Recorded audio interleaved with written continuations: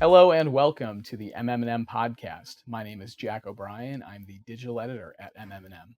This is our 2024 Agency 100 breakdown, where we feature some of the honorees from the 2024 MM+M Agency 100 list. Today we're joined by two folks from ConcentricLife. Ken, Kristen, you want to introduce yourselves? Sure. I'm Kristen McAteer, and I'm the Managing Director of Client Solutions at ConcentricLife. And I'm Ken Bagassi. I'm the founder and CEO of ConcentricLife. And a recent Pinnacle Award winner. Thank you. Yes, very amazing honor and an amazing night. We weren't going to be able to get through that interview without bringing that up, so I had to get out of the way early. But obviously, you guys had a very exciting 2023. Want to get to all the different parts and pieces of it. Let's start with the Accenture Song of it all. Sure. Ken, do you want to start us off there and talk a little bit about how that all came together? Yeah, I mean, we're excited about our recent merger with Accenture Song, but I think it always starts with the kind of age-old kind of, I don't know if it's a truth or it's a fear, but it's a fear of being irrelevant. And it's always been something that's driven me personally through my life and through the development of ConcentricLife. And we were really confident where we stand today at ConcentricLife, but looking into the future and knowing so much transformation is happening in and around us at an incredible speed, we were really looking for a place that we believed had that future well in mind and were well situated to be able to kind of help us transform our clients' business and our business at the same time. And Accenture was, that by far, the leading candidate for us when we looked at where Concentric could live for the future and where our clients' brands could live in the future. And that's why we were really excited about it. When you look at transformation, when you look at the speed of that happening, I think most people, CEOs, most marketers are just overwhelmed by the fact that the world around them is actually probably accelerating faster than their brands and their organizations are accelerating. And so far in the short period of time with Accenture, we're seeing that not only is that true, but we're well situated to actually help them see what that future looks like and be a partner in that transformation. So, that's what we're most excited about when we look at where we stand today and where we're going in the future. And that includes everything from service model, content modularization. Obviously, how do you build brands in a relevant, meaningful way and continue to create a more 360 customer experience that's rewarding and relevant, for our clients' brands. You teased a little bit about the innovation and technology side, which I look forward to talking about a little bit later. Kristen, I want to bring you into the conversation too, because anytime that I've covered any sort of merger, it's always this conversation of being able to find the right partner and being able to blend cultures. And there are so many different factors that come into it. When you look at Accenture, what worked? Yeah. I mean, I think as Ken said, as soon as we met with them, you could instantly feel that our values fundamentally were aligned. And I think they were very much appreciative of our culture and our talent base, which was very important when we were engaging in conversations with potential new places for the ConcentricLife team to go.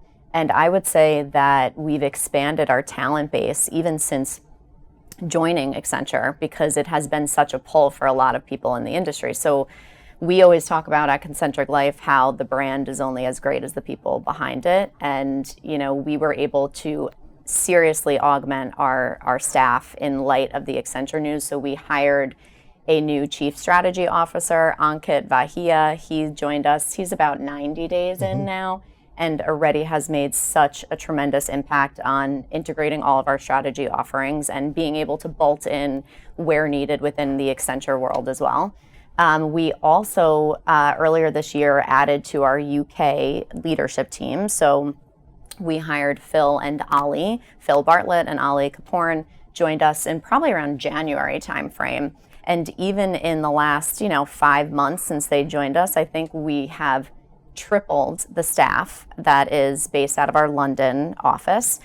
And then we actually just 2 weeks ago hired 2 creative superstars that we are so excited about in Joy Kelly and Sarah Leibowitz. So they are 2 weeks in and already making a massive impact. And I think that says a lot about how the industry is reacting to ConcentricLife becoming a part of Accenture Song, and how excited everyone is about what we can now offer our clients.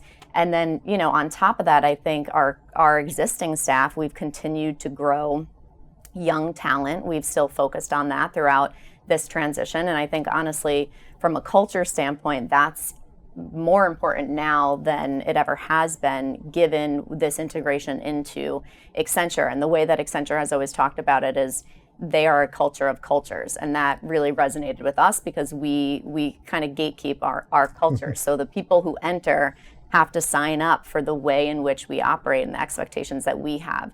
So it's been a really great marriage between the two. I mean, we take, we were the thing we're most proud of in 2023 was our MM+M Best Places to Work, right? The second time we've won that. Mm-hmm. So we take culture very seriously, and so does Accenture. And I think not only is it, apparent for the people who have been with Concentric for a number of years. I mean, Kristen's like, how many years? 12 years you've been with us? 12 years, yeah. Or the people who have just joined. It is a real true blend of this kind of Concentric way and the Accenture kind of way coming together to kind of lead our people and lead our clients towards the future. The one thing that was also very symbiotic was the just embracing change, right? So the first thing, we ask our people to do is to be comfortable being uncomfortable, right? Because in a world of such transformation and speed of change, we need to keep putting ourselves in uncomfortable positions to continue to grow. And that is, if you walk down any hall of any, of the 120 different offices of Accenture, it's embracing change is all over the walls, right? Yeah. And it was the first thing that they asked us to do when we joined them. They said, listen, if you want to exceed your value, you want to grow your value through this acquisition, the first thing I have to ask you and every one of your people is to be open to change. Yeah. You're going to be doing things differently than you probably did before. You'll be exposed to some things that you quite honestly have never been exposed before. But if you're open to it and you apply your value and your lens to that, we're going to create something very special. Mm-hmm. And that's where we are today. It's so interesting to hear you talk about, because I talk with leaders and they talk about, obviously the ambition is to scale up, and then there's obviously the challenges that come along with, being able to keep the culture and maintaining and not spreading yourself too far thin. When you look back at last year, what really stands out to you in terms of the highlights? Because obviously you're going through this merger and you're going through that sort of but you still have clients you have to attend to, you have the business at hand. So what stands out on that sort of level to you? Well, 2023 was the beginning of the year of transformation for us, right? We were growing and scaling our business and building a platform for future growth. Not knowing that Accenture would be where we would live for the future.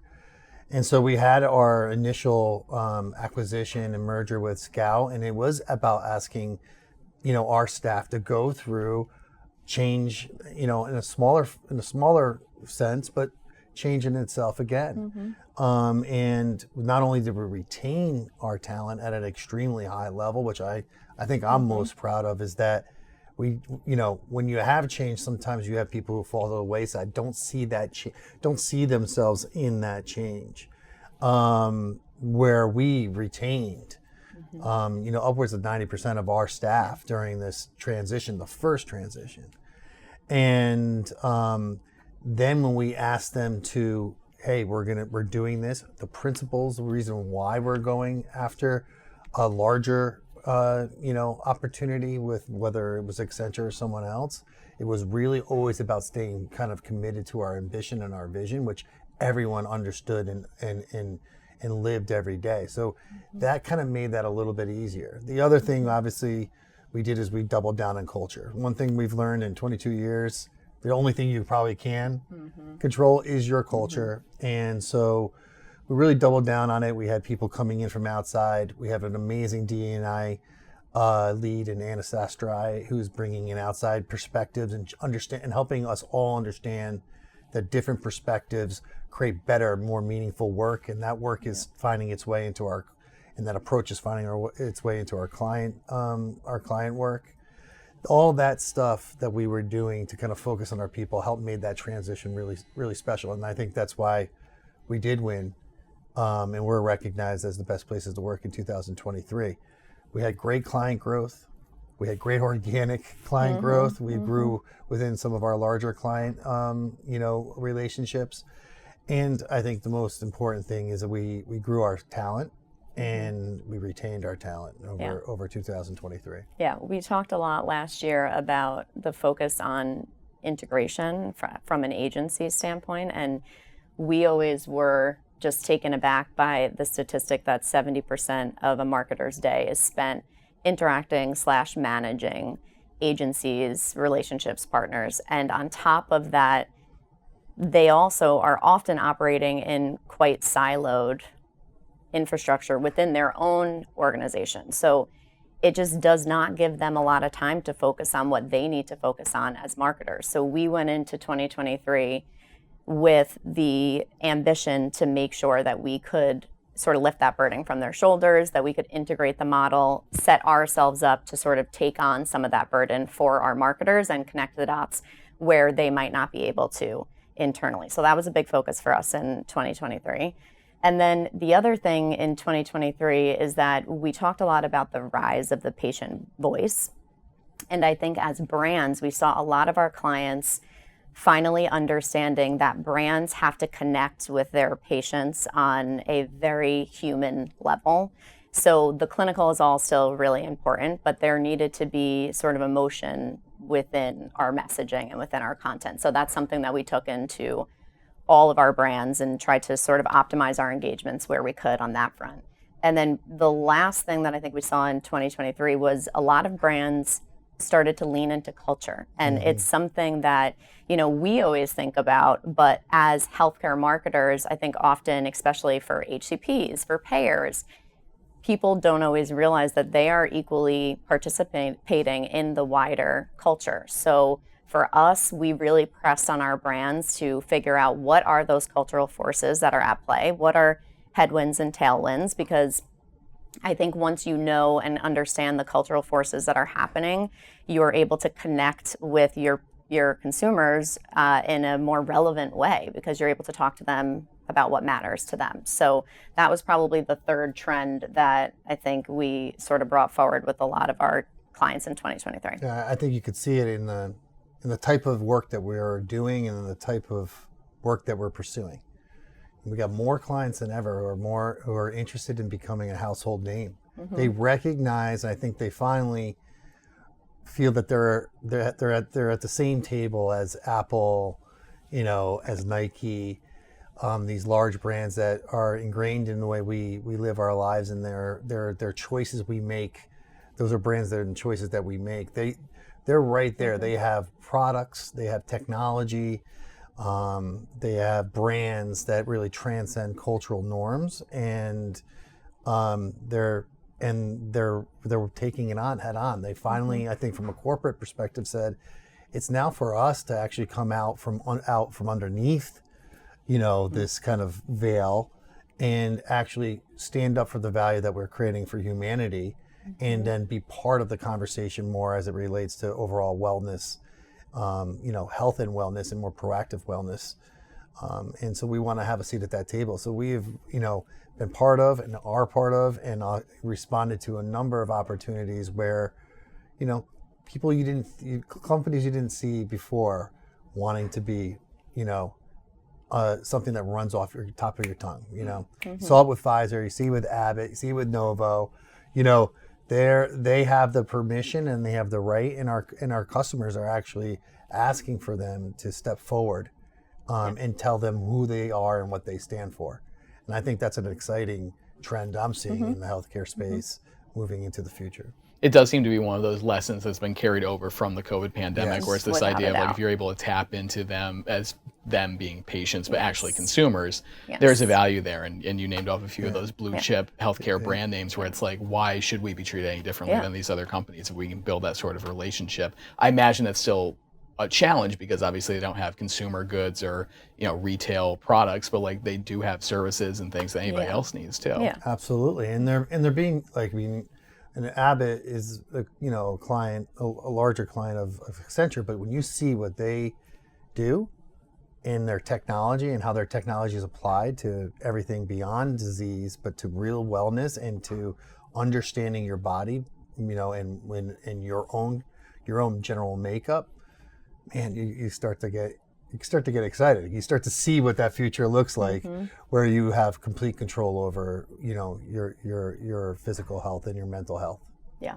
And even our more HCP driven spaces that we work in, they still are observing the dynamic shift that's happening. And I think also recognizing that HCPs are consumers as well, and they are exposed to a lot of that DTC advertisement. So it just, again, in the theme of integration, which I think also was big on top of transformation for us in 2023, bringing together the patient audience and the HCP audience just continues to be incredibly important. So I wanted to pivot the conversation a little bit and talk about the future. And, I've had a number of conversations with leaders where they talk about generative AI and ChatGPT. And for a long time, it was very in the clouds. And now I think it's really getting to the core operational aspects of a lot of these organizations. From your perspective, how have you been able to use it on a practical basis? Because I think that's where it really gets exciting in terms of campaigns and client work. Yeah, again, one of the main reasons why we're so excited to be sitting where we're sitting with Accenture. They invested $3 billion in AI development in 2023. What we're actually seeing immediate use is in using AI to help create efficiencies and effectiveness within the marketing value chain. So helping clients be able to move through the content development and also content approval and trans creation by utilizing AI to do that. One of the main things that we have at our disposal, which is incredible for Concentric to have internally, but also to work and build on with our clients, is something called Approval X, which is one of the major cost drivers in our business. And obviously extremely important is the regulatory component of what we do, creating original content, and having that content be approvable to the standards of the pharmaceutical industry and that particular client. Approval X uses AI technology to continue to learn, and allow us to accelerate the MLR process to the point where we can be doing more. You can get to that point where we're getting that real-time, one-to-one, individualized content development, which Kristen and her team are working on right now to pull through the entire kind of content modularization, marketing funnel. Yeah, and I would say too, just in thinking about where we're going to place bets for the future, 2024 and beyond, definitely AI, you couldn't not talk about that, right? It is impacting everything that we do. I think personally, I feel like this industry is at a grow or die moment, because if your company is not talking about and implementing AI, then you're probably not going to be a company of the future. And that just is the reality. So we feel very fortunate to be a part of Accenture and have all of their resources and backing when it comes to all things AI. I think spinning off of the content specifically, I think we're seeing with all of our clients right now a need to have agility and also scalability with content and what we're offering. Right now, all clients are facing a tremendous amount of pressure, both in efficiencies, profitability, all of that is harder than ever on them, but also in the speed to get to market with materials. And I think as an AOR, we are typically drivers of inefficiency from a content standpoint, not intentionally, but because we are original content creators. And oftentimes your AOR doesn't have the ability to understand exactly what the content distribution is downstream, and therefore doesn't bring the efficiency mindset for content upstream. So I think we will continue to see pressures around emerging tech, how that's going to allow agencies to be more efficient in their content delivery, but also efficiency does not equal effectiveness. So having a balance between making sure we maintain the relevance of the message while also being able to deliver content at speed, because I think that's going to be required across the board. And then separately, I also think that there is still too long of a gap between content getting out into the universe, learning from that content, optimizing that content, and coming back around and being able to sort of feed the funnel.